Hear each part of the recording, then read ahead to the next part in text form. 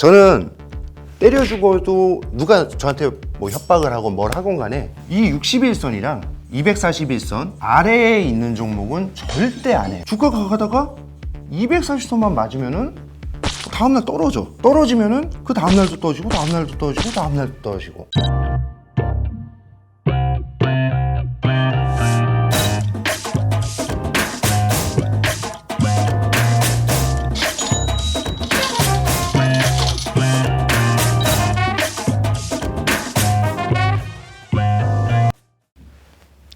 예, 안녕하세요. 부자주식TV 최동환 전문가입니다. 우리가 전 시간에는 캔들에 대해서 알아봤는데, 캔들에서 이제 중요한 거는 이제 사람의 심리가 들어가 있으니까 뭐 하루간의 심리, 아니면 뭐 분단위의 심리, 뭐 이런 것들이 들어가 있다고 말씀을 드렸죠.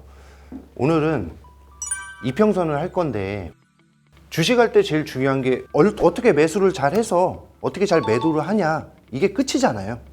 그걸 잘하기 위해서는 저항이라는 의미도 알아야 되고요. 그리고 돌파라는 의미도 알아야 돼요. 그리고 마지막으로 지지. 이거 굉장히 중요합니다. 간단히 설명하면은 얘는 저항을 뚫었네? 막 이래서 매수하는 게 아니거든요. 저항을 뚫었으면은 그 뚫은 부분을 어떻게 내가 지지를 했는지, 지지를 했으면은 지지 후에 상승이 나왔는지, 이런 것들을 알아야 매수 매도를 할 수 있거든요. 그리고 목표가를 설정할 때도 그냥 단순하게 야 이거 3,000원짜리인데 이거 되게 싸 보여, 이거 10,000원 될 때까지 갖고 있어야지. 굉장히 위험한 방법입니다. 이런 식으로 목표가를 설정하는 건 없어요. 이런 것들을 알기 위해서 이평선부터 차근차근 들어갈 거예요. 그럼 이평선은 뭐냐, 뭐 아시는 분은 뭐 아시겠지만 이평선에는 5일선, 11선, 뭐 21선, 61선, 121선, 요걸 이평선이라고 하는데, 5일선은 그냥 말 그대로 5일선이에요. 5일 동안 그 종목에 대해서 매수한 사람들이 있을 거 아니에요. 5일 동안 그 사람들의 평균값이에요. 평균 매수가. 5일 동안 산 사람들의 평균 매수가니까 11선은 열흘 동안 산 사람, 121선은 6개월 동안 산 사람, 그 사람들의 평균값이거든요. 이런 것들이 뭐 이렇다고 해서 이게 선이 한번 그어지면은 이대로 계속 이어지느냐, 그것도 아니고 매일 바뀌어요. 매일. 이평선은 뭐 오늘 5일선이 여기 있었는데 내일 일로 갈 수도 있고 모레 일로 갈 수도 있고 계속 바뀌는 거니까. 왜냐면 5일 동안의 평균값이니까 만약에 우리가 15일부터 20일까지 매수를 했어요, 사람들이. 그러면 이게 5일선이 형성이 되겠죠. 그 5일선이 뭐 이렇게 생겼다고 쳐요. 그러면은 21일부터는 이게 바뀌는 거예요. 왜냐하면은 21일부터는 16일부터의 평균값이니까. 그래서 이게 이평선이 계속 바뀐다고 얘기를 한 겁니다. 매수하신 다음에 이제 자기 기준을 삼으셔야 돼요. 어떤 기준이냐 하면은, 나는 때려 죽어도 뭐 61선 위에 있는 종목만 할 거야, 이런 거라든지, 아니야 3개월 길어, 나는 단타만 할 거야. 그럼 단타 하시는 분은 당연히 5일 평균값만 보면 되겠죠. 나는 5일선을 보고 할 거야. 이런 기준에 맞춰서 제가 차트 설정할 때 제가 중요하게 생각하는 선은 61선이랑 240선이라고 말씀드렸죠. 저는 때려 죽어도 누가 저한테 뭐 협박을 하고 뭘 하건 간에 이 61선이랑 241선 아래에 있는 종목은 절대 안 해요. 전문가님, 그럼 이거 왜 이건 안 해요? 좋은 종목도 많이 있을 수 있는데. 그럴 수 있죠. 좋은 종목이면은 이 위로 올라갔을 때 매수에 동참을 합니다. 저는. 이유가 뭘까요? 상식적으로 생각을 해보세요. 주가가 이렇게도 뭐 막 움직이잖아요. 주가는 움직일 때 내가 원하는 거는, 내가 가격을 만약에 아무 생각 없이 240선 아래에 있고 60선 아래에 있고, 만약에 240선이 여기 있어요, 60선은 여기 있다고 쳐요. 이게 주식은 다 심리예요. 캔들도 심리가 중요하다고 말씀을 드렸고, 내가 주식을 이런 개념 없이 뭐 여기에 살 수도 있고 여기에 살 수도 있고 여기에 살 수도 있어요. 그럼 목표가를 설정을 하겠죠. 요거 먹으려고 주식하는 사람은 없잖아요. 여기서부터 이만큼 먹으려고 주식하지 대부분. 근데 문제는 이거예요. 주가가 가다가 240선만 맞으면은 다음날 떨어져. 떨어지면은 그 다음날도 떨어지고 다음날도 떨어지고 다음날도 떨어지고. 이건 너무한 거 아니냐고? 심지어 이 61선까지 내려왔다가 이게 깨지면은 또 여기까지 내려와. 이게 왜 그러냐 하면은, 만약에 1년 동안 내가 이 종목을 3만원에 샀어요. 3만원에 샀는데 재수가 없어가지고 사자마자 물렸어. 물렸다는 의미는 아시죠? 뭐 이것저것 일 보다가 와서 한 3시쯤에 시간을 보니까 야 이게 10%나 빠져 있어. 내가 여기다가 3천만 원을 넣었는데 돈이 빠져 있어. 그럼 어떻게 할까요, 이 사람은? 손절할까요? 거의 안 해요, 손절. 일반인 분들은 손절을 무서워합니다. 그리고 내가 산 주식은 올라올 거라는 맹신을 갖고 계세요. 그러다 보니까 이 3만 원이 안 오는 거죠. 그냥 대충 들어가서 마이너스 10% 물리고, 그리고 그 다음날 또 떨어지고 물려 있는 거예요, 계속. 그러다가 1년이 지나서 3만 원이 왔어. 이 사람 어떻게 할까요? 야, 이제부터 시작이야. 이제부터 갈 거야. 절대 그렇게 생각 안 합니다. 와, 내가 1년 동안 진짜 마음고생도 많이 하고 이것 때문에 소주도 먹고 속도 많이 상했는데, 야, 이제 본전이 왔네. 이제 빠이빠이 매도하는 거예요. 주가가 올라갈 턱이 없겠죠. 60일선도 마찬가지입니다. 이게 올라갈 턱이 없으니까 안전하게 이런 걸 저항이라고 해요. 저항, 이평선 저항. 쉽게 얘기하면은 이거는 240일 저항이 있는 거고, 이게는 60일 저항이 있는 거예요. 저항이 있는 종목은 들어가질 않는 거예요. 이건 제가 차트로 또 설명을 드릴 거예요.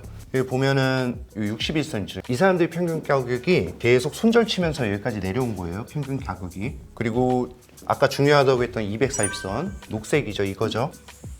기준만 잘 지키면은 이런 종목 살 필요가 없죠. 언제 샀어도 손실이죠. 기준만 잘 지켰으면은 살 필요가 없는 거죠. 이때는 한번 도전해 볼 수도 있죠. 뚫었으니까. 근데 여기 다시 뚫고 내려오니까 매도를 했어야 되겠고, 어쨌든 이 기간 동안은 매수할 수 있는 여력이 없었다. 지금은요? 없죠. 다 위에 저항이잖아요. 그러니까 제가 이평선은 매일 바뀐다 그랬잖아요. 그 날짜에 따라서 계속 낮춰가면서 손절만 하는 종목인 거예요. 이거는. 그래도 물려있는 사람이 이만큼이 있는 거예요. 당연히 이런 종목을 사면은 손실은 굉장히 커지게 되고 주식 쳐다도 보기 싫어지겠죠. 그래서 기준을 지키는 게 중요해요. 거꾸로 이런 걸 역배열이라고 합니다.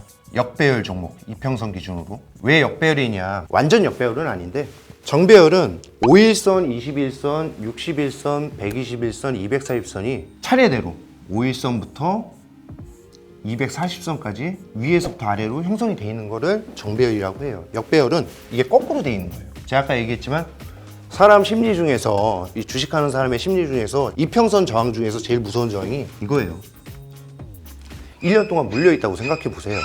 아니, 얘가 이렇게 물려 있는데 여길 뚫을 수 있겠어요? 그래서 우리는 어떤 종목만 할 거다. 앞으로 역배열은 안 할 거다. 정배열만 할 거다. 그리고 예를 들면 어떤 종목이냐, 요즘 같은 시장에 완전 정배열을 보기보다는 요즘에 올라온 종목들을 볼게요.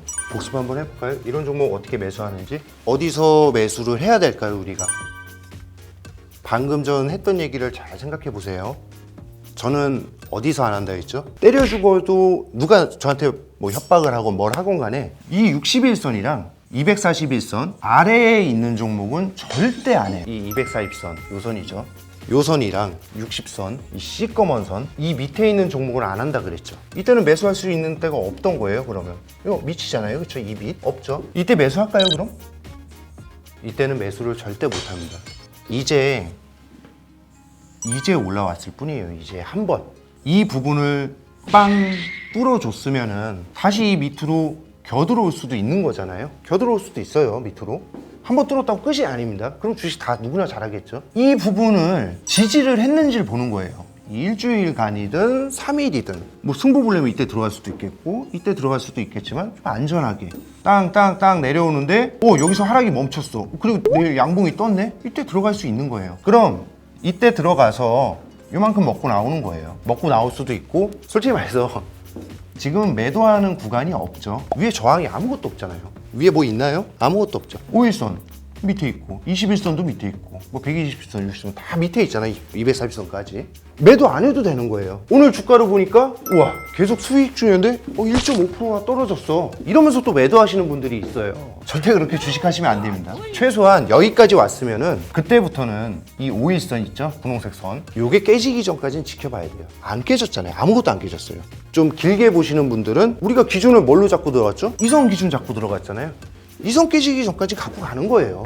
수익을 볼 때는 이게 막 불안불안하니까 2, 3% 놔도 5% 놔도 10% 놔도 매도를 쳐버려요. 겁이 나니까. 내가 이거 잘 사서 뭐 이 기준을 지켰던 아이들 그냥 운이 좋아서 운이 맞아 떠져서 여기서 샀는데 여기까지 올라왔어. 한 10% 올라왔어.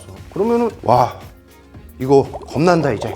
이때부터 떨어지는 거 아니야? 이러면서 매도할 수 있잖아요. 그렇게 매도하는 게 아니에요.